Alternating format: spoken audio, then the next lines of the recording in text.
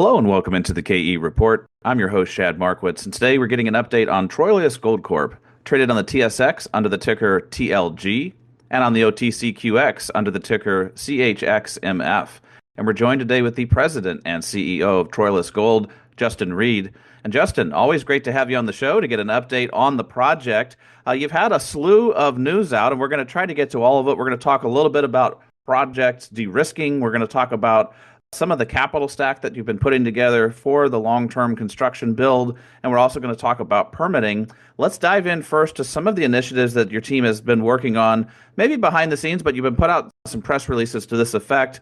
You've dewatered the J4 pit, or you're working on it. You've brought in some renewable energy into the project. You've been doing some infill and definition drilling along with expansion drilling. I guess just give everybody listening a nice snapshot of all the work the team is doing at the Troilus Gold Project on the ground.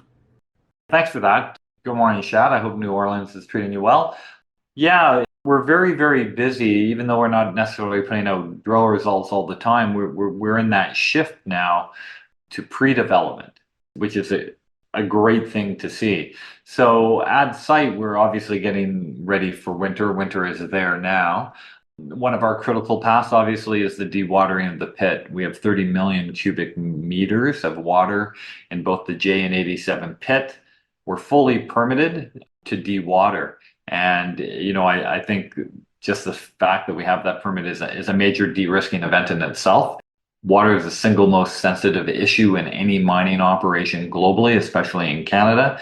And when you're putting that much water back into the environment, it's heavily scrutinized. And so our team with our First Nations partners are doing a fabulous job. We're currently have 4 pumps going. We're dewatering about 1,500 cubic meters an hour in the J pit.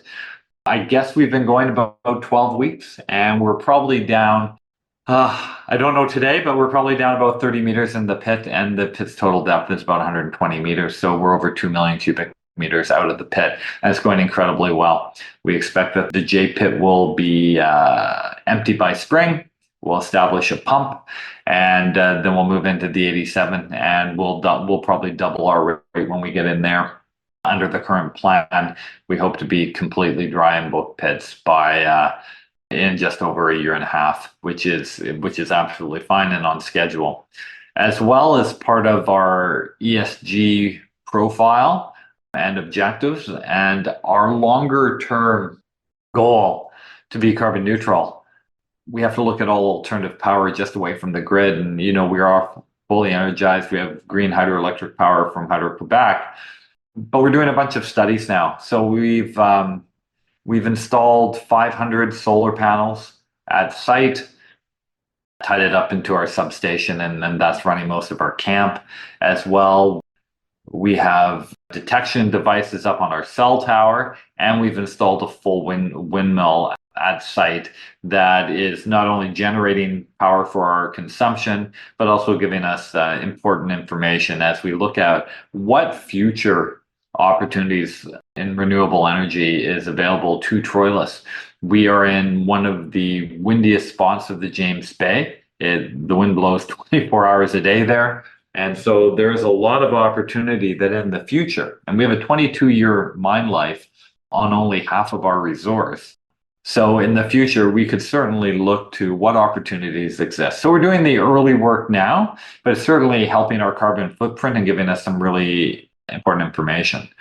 As well, we completed some drilling along the west side of the property, not quite the pit, called the West Zone. We've had some great results that we put out in the market, and we're now planning a follow-up drill program to that, commencing in January. The great thing about this is kind of 100 meters from the edge of the proposed future pits. It's at surface, it's fairly high grade. It could add significant ore early to the operation. As well, the technical team, the geological team, is planning infill drilling in the southwest deposit where we're going to start mining in January. And so those plans are all coming together nicely. So when you look at it, we're now moving to preparation for future mining, and there will be exploration again next summer, but that's kind of our main focus right now. Yeah, I appreciate you walking us through all those different initiatives, Justin. And when we had Kyle on the show A few months back, he was walking through some of the blue sky exploration upside the team wants to get to next year, in addition to the infill drilling. But you bring up an interesting point about, finding this area at the west rim on the west side of it, but also how transitional it was for the southwest pit to come into the fold along with the J4 pit and the 87 pit. So you now have, over the last couple of years, really changed the destiny of the project as far as the mining sequence and what comes in first. Maybe give people listening just a little more color around how you think the different sequence of pits and everything comes into the fold on a construction and development scenario. Yeah, well, I mean, we have it laid out in the feasibility now. One of the driving factors that we have is tailings. We have 10 years of capacity in our existing tailings facility with a couple lifts at 50,000 tons a day. So right away, you have to start thinking about where you're going to put the tailings afterwards. And we're not going to build another tailings facility. We're going to go in-pit disposal. And not only is that the most environmentally friendly approach to tailings disposal, but that's also the preferred method by the government and the regulators. So the Southwest is really our only solo pit, if you will. It's isolated. It's not connected to other pits. There's kind of no work through. So we'll be mining right away in the Southwest early in the mine life to start getting that pit mined out so that it's ready to start taking tailings in year 10 and 11. And, that's how far ahead you have to plan. So that's going to be our initial mine. As well, we're going to be mining at the south end of the 87 pit. At surface, there's some quite good grades there. And so combined, we'll be able to run the optimal grade and ore mix through the mill. We'll then move into 87 and J, and X22 comes in at the end of the mine life. So the sequencing is good. We're actually refining it always. We're making the actual granular mine plan on a bench by bench basis now, and things are moving forward very well. So it's going to be 87 and 87 South and the Southwest to begin. Then we'll move into J and X22. All right. And then just before we dive into some of the capital stack that you're putting together, let's just remind people of the feasibility study that you put out. 22-year mine life here, 1.56 billion base case NPV at a 5% discount. You got an 18% after tax, but this is such a long life project compared to a lot of gold projects, and you do have a copper component in here too. So it reminds me almost of a feasibility study you'd see on a copper project. But just, I guess, walk us through some other nuances of just how significant this project will be globally for gold and copper. It's going to be one of the largest mines in Canada. It'll be certainly a top 5 producer. 22-year mine life off of a 7 million ounce reserve, and just to equivalent. And when I say ounces are equivalent, it's essentially 20% copper, 80% gold, and a tiny little bit of silver. And we're going to be a copper concentrate producer, copper gold concentrate producer, which is unique right now, especially in Eastern Canada. There are not a lot of other concentrate producers. And average annual production is going to be about 350,000 ounces equivalent over the life of mine, or at least the proposed mine as it is now. Peak production will be over 550,000 ounces equivalent. We'll be producing 80,000 tons of con a year, essentially. The con's average grade is kind of 15% copper, which is a moderate grade copper con, but of huge value is it's going to run between 100 and 130 gram gold and almost 240 gram silver. So it's an incredibly valuable concentrate.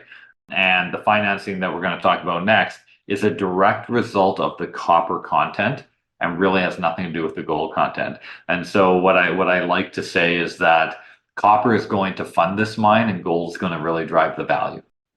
That's a great way of looking at it. And yeah, I think the copper is what's brought in the interest from some of these different groups. So let's get into just the news flow from November, Justin. Yeah, I'll just rattle a couple of these off and then we can dig into how this fits into the larger part of the capital stack. But in November, on the 13th, you announced a 500 million LOI from the German Federal Ministry for Economic Affairs and Climate Action, which I think, again, ties into that copper. Then in the 19th, you put out that there's 2 more LOIs, the Scandinavian side from Finland and from Sweden, from their export credit agencies. And then just yesterday, at the time of recording, which was November the 21st, you put out that the Development Canada has come on board with another 300 million LOI. So you got a total of 1.3 billion in LOIs here. What does that do for that portion of the capital stack? I think you only need a billion to build this. How does debt figure into it? How does equity figure into it? Yeah. So I think the great part here is we've broken the back of it. We have a long way to go. That's the first thing I'll say, but it is absolutely fabulous that after significant DD, this just isn't a piece of paper. There's been a lot of DD here, a lot of traveling back and forth to our operations, to their operations. So maybe I'll just take one quick step back. This 80,000 tons of con is what it's all about. These ECAs are backing or supporting the import of concentrate into their countries to support their smelting companies, their refining companies. So Euler Hermes, which is the German export credit agency, is supporting us through an offtake financing for Arubis, which is the largest copper smelter in Germany. They need about 1.2 million tons of con a year. They just lost 20% of their feed because of Cobre Panama shutting down. Copper obviously is a critical mineral. It is part of the electrification and decarbonization of Europe is a priority policy item for every single country. And as such, the import of copper into the European Union and for Arubis, specifically Germany, we're able to get a significant commitment to deliver, which is exceptional. And historically, some of Troilus's con went there. And remember, this mine operated for 14 years. It produced 2 million ounces of gold and 70,000 tons of copper between 96 and 2010. Then you jump across, you jump north a little bit up into Scandinavia, where Boliden sits. And Boliden has two copper smelters, or two smelters. And all of these have great precious metal circuits as well, which is very important to us. They have one in Sweden and one in Finland. And so essentially for a portion of our concentrate, both Finnvera, which is the Finns, and ECAN, which is Swedes, are providing cover if we can put a proportion of our concentrate into their two smelters as well, which again is exceptional. With regard to Finnvera, there is also an additional 100 million earmarked if we buy Metso equipment. And Metso is a large mining equipment producer. They basically do the HPGRs, the ball mills, the SAG mills, the leach tanks. So a lot of the gear you see on the front end and through the plant at the mine, Metso builds. And actually in our feasibility, we priced out Metso gear. So it's a great kind of 1-2 there for us. Both of those require us to sign offtake agreements with the respective smelters. The great thing about the money is that the longer the offtake agreement, the longer the tenure of the money. We can amortize that money over. If we have a 10-year offtake agreement, then we can have a 10-year amortized money, which takes a lot of pressure off of your financial model when you're covering quite a bit of debt. Then you jump into ECD, which we announced yesterday, Export Canada for 300 million. And again, that's our federal government coming to the table to help us support exports into our trading partners. And so all of that together equals 1.3. We are not going to take 1.3. We will sign offtake. The monies from the respective ECAs. It's a straight line calculation. So we're going to come up with the optimal mix shortly and finalize those LOIs into tangible contracts, which we will move forward. And I think the best way to kind of think about it is a triangle. This project can likely take $800 to $850 million of debt coverage. We will most likely take about 800 million from the ECAs, and that will form the foundation of the pyramid, if you will. It's going to be very reasonably priced and breaks the back of our financing over the course of the next couple months. And these things are well advanced, just like the work with the ECAs. You will see another layer of, I'm going to call it pseudo-sovereign debt or government-backed debt come in. And then over top, you generally have a a commercial bank come in and lead the group. And so we are actively finalizing our choice of banks to come in and drive this. And then in earnest, we can have a fully baked plan or package in place for January, February that we walk through. So that's the debt side. And all the pieces we need are either announced or almost in place. And it's well ahead of the time that we need it. So the DD, I'm going to be perfectly honest, a lot of DD has taken place, but once you have 6 intercreditors negotiating together for a final deal, it will be there'll be 6 months of DD to get this finished, but we have lots of time. Yeah, I think that's the key thing for the company and for investors looking at this is that you're way in front of this, and you've already shown with all of the different LOIs from multiple countries here, and then, like you say, kind of a consortium of different banks that you're looking at your best option on the debt side. There's probably not going to be a very big equity component overall because you're going to have a lot of it funded, and you can give the market confidence that you're able to put together this capital stack. I'm going to weave in one other nuance into your triangle and maybe make it a lopsided square, and just say that you do have a little bit of silver in the project, as you alluded to, and you said you even have optionality there if you need it to look at possibly a stream or royalty on that portion of it. So just speak to, the optionality that you have on putting this together. Yeah, there is going to be an equity component. If I said there wasn't, I was lying. But our job now is to how do you limit that, right? Or how do you keep that as low as possible? This is a huge build. This is a very big mine. And, we are a single asset company. And so what assets do you have available? What can your financial model give to bring in essentially non-dilutive or non-equity dilutive financing? So silver. Yeah, we'll produce about 600,000 ounces of silver on average over the course of the mine life. Depending on how you want to discount that and the price deck you use, it could be worth anywhere between, call it $80 to $120 million US. That does a whole bunch of things for us. It accounts for 1% of revenue. It has negligible impact on the NAV. It has negligible impact on the strategic value of the asset for any kind of future considerations. So I think that's something that we can work towards in the future and provides or negates that kind of accountability for equity. We are being shown options on larger streams and gold streams and everything. So I think there is going to be lots of opportunities for us to consider in the future. And really don't have much more to say that until because anything we look at, we're going to have to balance against our cash flow model and the impact of it. And we're going to have a lot of debt to carry here early, but I certainly think that this project's so robust, we're going to be able to do it easily. And then at the end of the day, you'll be left with, I think an achievable equity component for a fully baked project. Now, that's on a standalone basis. There's still, and we might talk about this another time, Chad, but there's still a lot of opportunities on strategic partnerships, both from financial players and from technical players. And again, that brings down, that limits your equity requirements and brings in different cash and maybe even lower cost of capital.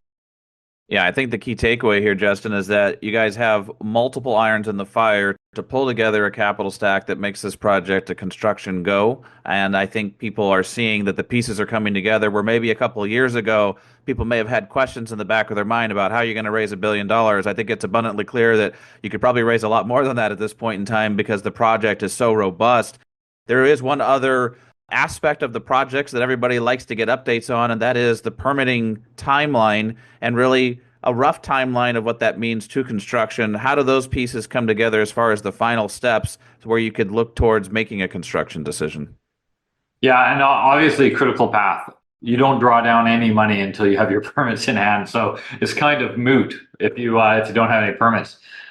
Just to remind everybody, we're a brownfield site. We have active mining leases. We have permitted tailings. So the disruption or the environmental impact, the way the rock reacts in the environment is already well known. Some of our engineers make the joke that Troilus is already a 50 million ton bulk sample because of the 14 years of production. We are just over 4 years through permitting. Detailed project descriptions are in, terms of reference are done, all the consultations are complete, all the data is collected. All the historical data has been compiled. We are writing our ESIA right now. We're well advanced into that. What are we, November 22nd? January we will have, and that's our target. We'll have our ESIA submitted to the government, which is the major permitting deliverable that we have to do. From there, both the federal and provincial government will be reviewing. We have an incredible group at both levels of analysts working with us. And we are being guided that upon reviews, and there's a lot of reviews to do, we're in the James Bay, we go through the COMEX committee as well, which is part of our plan. We think under best case scenario, we could be fully permitted at the end of next year. I think a real tangible or a real, I'm going to say, deliverable for us is that in early 2026, we'll be ready to go. So a lot of work has been done behind the scenes by an incredibly talented team at Troilus, led by Jacques Malou. We have 4 people working full time on this with all of our consultants, and I feel very confident in that. So things are moving forward. So if we say in early 2026 you have all your permits in hand, I want to have all of the capital ready to go well before that. And so announcing these 4 ECAs over the last few weeks and that cover for up to $1.3 billion, really puts us in a great position to move forward. We know where the bulk of the financing is coming from. The final pieces, we know where they're coming from. We're finalizing those. And so, yeah, my goal is just to make sure everybody has what they need. And I think we're there. All right. Well, let's wrap it up there for today, Justin. But I think we've covered a lot here in this one. We've talked about all of the different project initiatives that are going on for de-risking, from the dewatering to the solar and the wind, along with the hydropower. You've got all the infill drilling that you're working on. You found some new areas that could come into the early part of the mine plan. You've got the capital stack visibility where you can see all the pieces coming together, and the permitting is well on track and has been for years. You can see it all building towards the next couple of years, an exciting time for Troilus Gold. And if people listening in want to follow along with the news flow as it's released, because there is a lot of news that's been released, but also a lot of news still on tap for the balance of this year and obviously heading into next year, definitely click on the link below this interview. It takes you right over to the Troilus website, straight to their news flow section. And you can also sign up for updates there and stay abreast of all the updates as they're coming out to the market. I guess let's get together in another month or so, Justin, and just kind of review the year at the end in December. And we'll probably have more news to discuss at that time. And as always, looking forward to our next conversation. Me too, Shad. Thanks a lot for your time. I really appreciate it.